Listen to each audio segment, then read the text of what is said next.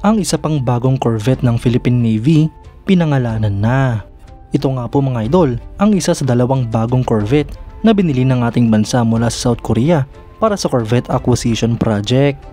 Yan ang pag-uusapan natin, pero bago yan, kung bago ka lang sa aking channel, huwag mong kalimutang mag-like, subscribe at hit mo na rin ang notification bell button para lagi kang updated sa mga bagong videos natin.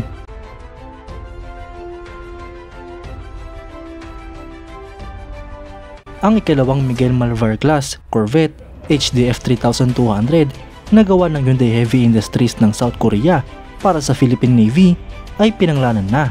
Ito nga po ay magiging BRP Diego Silang FF07.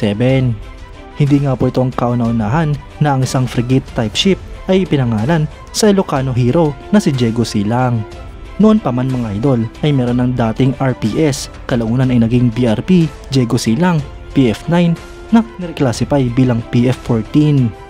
Nagserbisyo nga po ito sa Philippine Navy simula 1980 hanggang 1990. Ang Miguel Malvar class frigate ay isang class ng frigate na dinisenyo at ginawa ng Hyundai Heavy Industries para sa Philippine Navy. Ang barko nga pong ito ay kinonsidera ng ating bansa bilang corvette, ngunit classified ito sa kasalukuyan bilang frigate. Ang final classification nga po para sa barkong ito ay magaganap kapag na-deliver na ito sa Pilipinas at dito nga po pagdedesisyonan kung ito nga ba ay tatawaging frigate o corvette. Inaasahan na nga po ng Philippine Navy mga idol ang delivery ng dalawang bagong corvette na ito na inacquire sa ilalim ng Corvette Acquisition Project ng Revised Armed Forces of the Philippines Modernization Program Horizon 2 Phase simula 2018 hanggang 2022.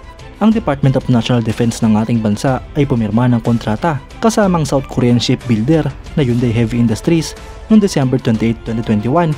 Ito nga po ay para sa delivery ng dalawang barko, corvette man o frigate para sa ating bansa.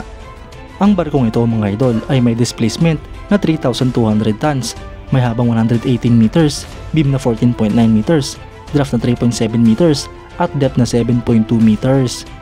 Ang installed power nga po dito ay 4 na MTU STX diesel generators, habang ang propulsion naman ay combined diesel and diesel arrangement na binubuo rin ng 4 na MTU STX diesel engines.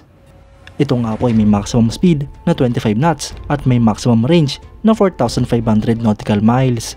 Ang barkong ito mga idol ay kompleto rin sa sensors and processing systems tulad ng Hanwha System Naval Shield, multifunction radar, identification friend or foe system, fire control radar at marami pang iba. Meron nga rin po itong electronic warfare and decoys tulad ng countermeasures dispensing system at structural countermeasures. Para naman sa armament ay armado nga po ito ng mga missiles tulad ng 16 na cell na VLS at 2 4-canister anti-ship cruise missiles. Meron nga rin po itong 2 C-triple tube torpedo launching system, isang 76mm Automelara super rapid gun, isang Aselsan 35mm twin barrel rapid fire cannon at 4 na 12.7mm heavy machine guns. Kaya nga rin po ito magdala ng isang 10 to 12 ton naval helicopter, habang aviation facilities naman ay flight deck at helicopter hangar. Ang dalawang bagong barkong ito mga idol ay inaasang darating na sa Pilipinas sa taong 2025. Mauna nga pong darating sa ating bansa ang lead ship na BRP Miguel Malvar, habang sa huling bahagi naman ng 2025 darating ang BRP Diego Silang. Ang BRP Miguel Malvar na may hull number na FF06 ay nag-steel cutting noong May 11, 2023, nilay down noong November 22, 2023 at nilaunch noong June 18, 2024.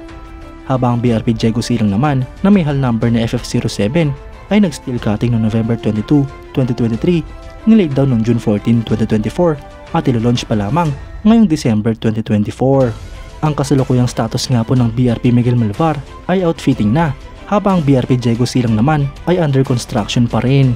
Mga idol, sabay-sabay nga po nating antabayanan ang mga susunod na update patungkol sa acquisition project na ito. Kayo mga idol, anong masasabi nyo? Comment down below for your thoughts and opinions. At yan nga lang po ang pag-uusapan natin ngayon mga idol. Maraming salamat sa panonood. Huwag nyo rin kalimutang mag-like at subscribe bilang suporta sa ating channel. Mabuhay kayo mga idol!